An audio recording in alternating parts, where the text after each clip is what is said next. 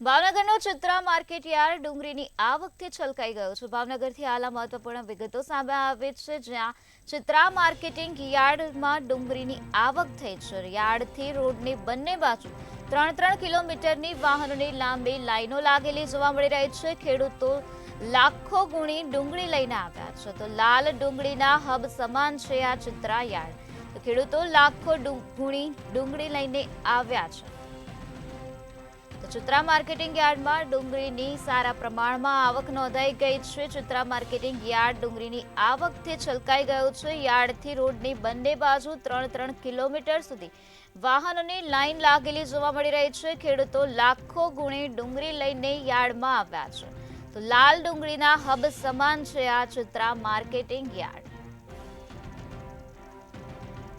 યાર્ડથી રોડની બંને બાજુ 3-3 કિલોમીટરની વાહનની લાંબી લાઈનો લાગેલી જોવા મળી રહી છે। ભાવનગરમાં ચિત્રા માર્કેટિંગ યાર્ડમાં ડુંગળીની આવક સારા પ્રમાણમાં નોંધાઈ છે। ચિત્રા માર્કેટિંગ યાર્ડ ડુંગળીની આવકથી છલકાઈ ગયું છે, તો ખેડૂતો લાખો ગુણી ડુંગળી લઈને ચિત્રા માર્કેટિંગ યાર્ડમાં પહોંચી ગયા છે। ત્યારે ચિત્રા માર્કેટિંગ યાર્ડમાં બંને બાજુથી 3-3 કિલોમીટર સુધી વાહનોની લાંબી લાઈનો લાગેલી જોવા મળી રહી છે।